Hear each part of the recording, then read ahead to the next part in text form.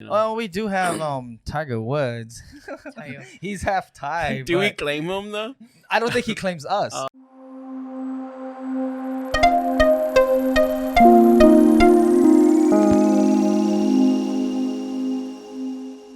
Hey, what's going on, everyone? Welcome back to the Bamboo Ceiling Podcast. My name is Apple. I'm here with Koo. It's good. And Good. I'm here with Duck, Hey. as usual. So this week, the NBA season restarted. Well, not this week, but the previous week. And every year when the NBA season restarts, it always reminds me of Linsanity, right? In I think it was the year 2012. 12? Yep. Yeah, so the 11-12 season. Yep. And Linsanity came in and he just tore up the league for like 7 games, 10 games, or whatever it was. And I just remember being so proud of being Asian, right? Because Linsanity was just killing it in the NBA. It's like the first Asian superstar that ever did anything in the NBA. Right. Well, I mean, there was Yao Ming, right? But then Jeremy was just killing it, you know? And to the point where even Kobe had to like downplay his stardom, right? Like Jeremy who? Yeah, exactly. He acted like he didn't know who Jeremy was. Yeah, exactly. But like I was just so proud of him. So I'm just kind of reliving that, right? So Right. what about you guys? Like, did you guys watch Jeremy during that season or? Dude, because it's 2012. I remember because I was still living at the apartment, and he came to Minnesota during the whole Insanity thing, Mm-hmm. and I actually like last minute bought tickets to go watch Did him. he tear us up? I He don't didn't remember. really tear us up, but No? I want to say New York won. Mm. But I mean, I was way up in the nosebleed, and it was the tickets were high. Like even in the nosebleed section, I think I bought my tickets for like $100 a piece. Wow. Yeah, my brother had butter in them. Yeah. They got like better seating. Yeah. But yeah, I mean, I was all for the ride too, man. How was the vicinity? How was the atmosphere? Dude, it was you know? crazy. A bunch of Asians out there, a bunch of Lynn jerseys. Yeah, even I wanted to go. I was looking for a New York Knicks jersey, dude. Like, Yeah. I wasn't rooting for the home Yeah. team. Yeah. No, I really think he had a purpose. Yeah. You know, I felt like, of him just having that stardom for a moment for the Asian crowd. We get so underrepresented. Right. Maybe that's just us not being athletically gifted or growing in that, area. I think I really felt like he had a purpose. He went with a purpose with it. And honestly, he made his buckets, when it counted. For that stretch. For that he was stretch. torching it up. I mean, dude, they were trying really hard to stop him. Yeah. Yeah. Yeah. He was busting game winners. Right. He He did like was 3 or 4 game dunking. winners. Yeah. Yeah, he was dunking on I people. know. I was Remember just that like- little Band-Aid too? Yeah. The Band-Aid game where his Band-Aid was like Yeah. loosely flying around too. That was pretty cool. Yeah. Right. I know. But I do find it sad sometimes that I'm so proud because that's the only guy That we have to root for. That we Yeah. can root for, because we're just so, like what Goose said, we're so underrepresented, Well, we do have Tiger Woods.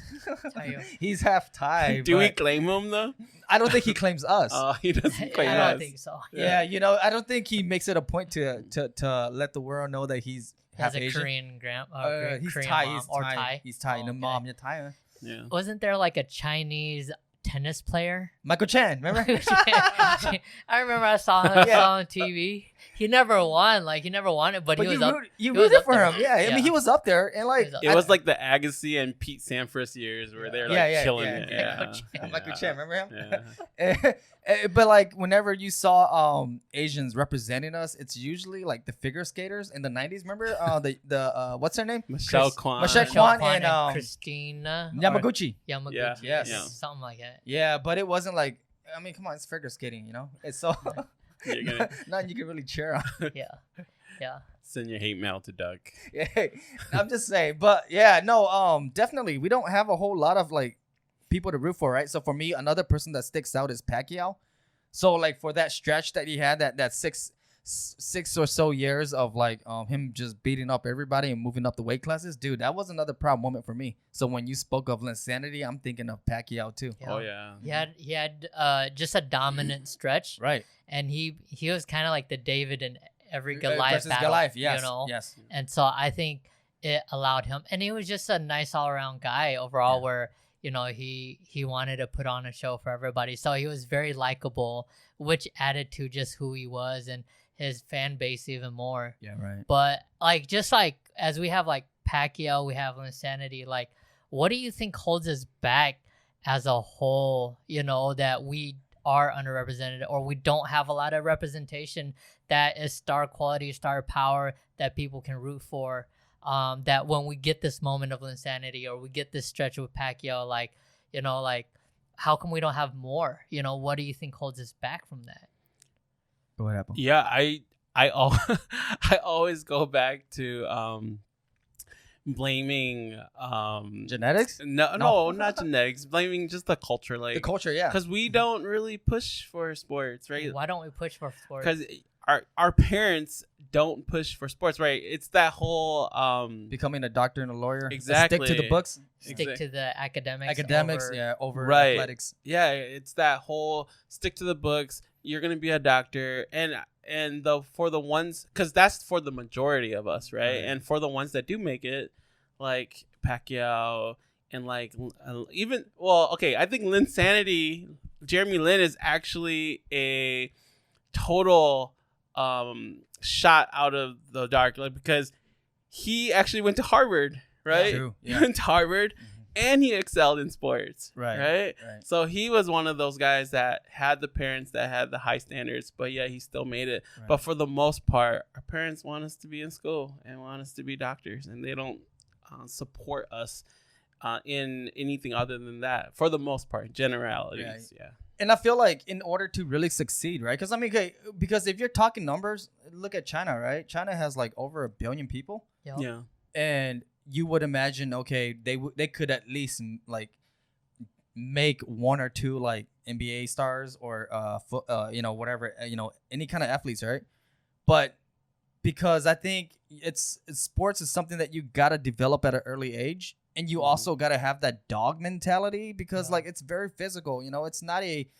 It's a very you got to be almost self-centered. Forget about the rest of the pack. It's me, make my buckets, whatever sports you're Yeah. in, And I think, like, Asians, we kind of lack that, The It's dog mentality. Yeah, we do. We lack that because I don't see too many Asian Pat Beverleys out there. I use Yeah. Beverly because he's a dog, He's Yeah. always out there to get his. Yeah. But like Pacquiao and Jeremy Lin and those guys, do they have that mentality like that? I think don't- they have the confidence. I don't know about the dog mentality when Yeah. you're out there and you're just to kill. right, You know? Right. right. Because I look at the Chinese national team and whatnot, and just the China League. You see a very softer type of Right, game Yeah. where it's more shooting. And I remember, I don't know who it was, but somebody, maybe Stefan Marbury or something, was punking a Chinese guy.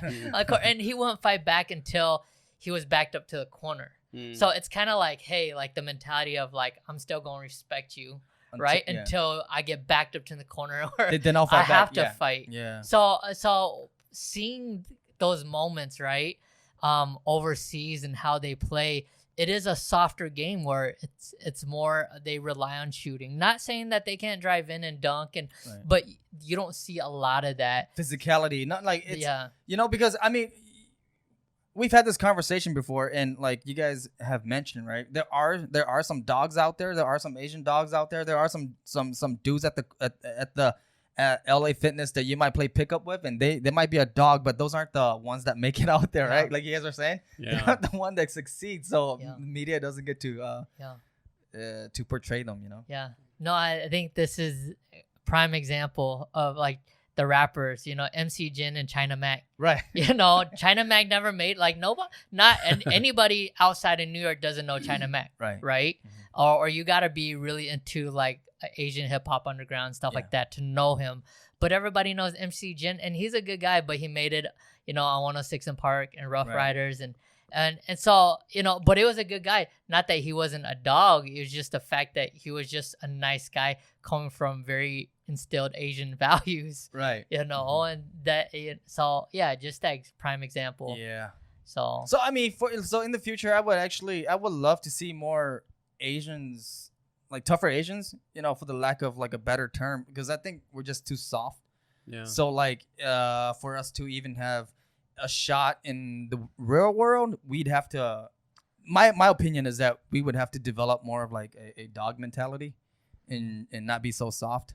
Yeah, but like you said, right? It starts off in like little league as Little kids, leagues, yeah. right? Mhm. Like I know your kids are in sports Yeah, right one of now. them Like, is. Yep. do you see that? Like, does he do? Absolutely, dude. Like the whole, dude. You know how frustrating it is as a parent because, so my kid's been playing basketball since second grade, and he's now going to be an eighth grader. I don't know if there's gonna be a season this year or not because of COVID. Yeah. But just watching him, right, and you see like the black kids and the white kids, and just, I hate to say it, but like they show off a lot more, and it's more of even if they're not wide open, they'll shoot threes They from just like the half court. confidence Dude, to they just take the ball. yep. And anytime they do something good, they look back at the coach and like they want affirmation. They want the coach to acknowledge that he did something good. Well, my son, he's the complete opposite, you know. Like Yeah. I don't know. I'm not saying this. I'm hoping it's just him and not every Asian kid out there. You're saying you're hoping it's just your Yeah, my son. That's displaying this lack of like wanting, or the lack of like showing off. But yeah, like throughout the years of him playing sports, I noticed that like it's so hard to get that out of him Mm. because I know he's not that nice. He No. could be mean, but You'd be a bully. yeah, but how come never at a time when you need it the most, you know? So have you seen it on? So he's been a bully on the court. Have you ever seen it on the court though? Glimpse, just A a little glimpse, glimpse. yeah. Yeah. I think it reminds me, I watched the Michael Jordan The Last Dance Yep, yep. documentary, Mhm. and all he wanted, him and Steve Kerr, he kind of punched Steve Kerr and gave him Right. a black eye during practice, Mhm. and all Jordan wanted was for Steve Kerr to fight back, right? Because Oh. when they're in the trenches, I want to know I that want- you're willing to fight. Yeah. you're willing to fight with me. Yeah. And so he wanted to rough him up a little bit, and Steve Kerr backed up to the corner, shoved him, and then he punched him, in the eye. And ever since then, Jordan's like, I got respect. I respect this dude respect this guy. Because he didn't Because back he down, can, right? he can fight. Like Right. when you're in the trenches, you Yeah. want to fight with people and Right. have that dog mentality. You're like, can this guy actually push through the weakness or, Right. and whatnot to fight back? And and so he was always, I think, intentionally roughing up his teammates Yes. so that he knows that they have that dog mentality. Dude, it all goes back to like you hear people in football and basketball talking about this all the time. Like when I'm walking in that dark alley, who do I want walking with me, right? Knowing that there's gonna be some dirty stuff going on in that Yeah. alley. So you're always looking for these dudes, and I'm just so bothered by the fact that like the Asians that the media's like, that we see in media, they don't show these dudes, man. Yeah. But even just for like our listeners and whatnot, like how do we move this forward to push our students or our kids more right. into, collective like sports, programming or whatnot, and balance that out with athletic Right. and academics. So going back to my kid, right? So one thing I will say that are some of the benefits of him being in sports is that because culturally we are already kind of brought up to be soft and well mannered. In this culture, we this- are built, right. brought up to be Yeah. soft. So then putting them in sports actually helps them develop these skills, the ones that I was just talking about, like that whole dog mentality. So not just that, but like it puts them in a position where they have to get out there and make new friends, and so they're not always around their cousins or kids that look like them. So my son, every year he's with a new team or new teammates, and so he has to make new friends. It forces him to get out there and be by himself on an island and just be like, hey, you know what? I gotta go and get it too. Yeah. Does he have to like keep his grades a certain level too? Not Or- at that grade level, but Mhm. as a parent, yeah, like I hold him accountable to Sure. that. Like, so yeah, he's got to keep his grades up from my perspective. But Yeah. like I know once they progress in school, so once you get to like middle school and high school, that's when the school actually holds you accountable. Yeah. Yeah. So it's good academically too, because I mean, if you're not doing good, you don't get to play. Yeah. I think what I've seen is it builds character. It does. A resilience Yeah. in kids that, don't have a lot of grit, Right, that right. give up easily. And I think academics can exercise that, for the students. But I think physicality and all that, it builds a lot of grit and mentality of just never giving up. And I think that is needed in nowadays. Right, more than ever too, I think, because the next generation of kids are gonna be a little soft, but like, like you were saying, right, to make a team, because out of like 30-40 kids, only 10 will make the team, and you gotta have grit, you gotta push, you just gotta earn it, that nothing's gonna be handed to you, not just because your dad's cool with the coach. Yeah. So yeah, these kids are gonna have to learn. Yeah. But yeah, I mean, overall, I think overall athletics is good. I would love to see more Asians out there, in the sports world. Like, hopefully, what do you guys think about the scene 20 years from now? Like, what, with Asians in the sports scene? I think it's growing for sure. I think basketball has never really been a thing in the whole world, except like. It's a sport just mainly based in this country, right? So it kind of blew up in the 90s with the Dream Team and exposed it to the whole world. So I think, like, our Western type of, sports like basketball, football, like the main ones, right, are starting to catch on to other nations and countries. And so I think it will change a little bit. Like, we have the Hmong girl, Sunisa. She's gymnastics. Gymnastics. I think she was supposed to, or gonna make the Olympic team this year, but I think they postponed that. But I think it's growing for sure. I think parents are understanding, our generation and those before us, understanding that sports actually helps a student grow in just their character. And so I think it's catching on. How fast, I don't know, but just basketball at J4, you see a lot more athletic. The game has changed. The game has changed. Couple kids under 6 feet dunking, right. And they look really fast and athletic quick, and they got hops. And so I think athletically we're getting there. We see all the Hmong flag football teams, right? Yeah. Some of those dudes are good enough. It's just that they don't have the size. Yeah. They're quick. Yeah, they're fast.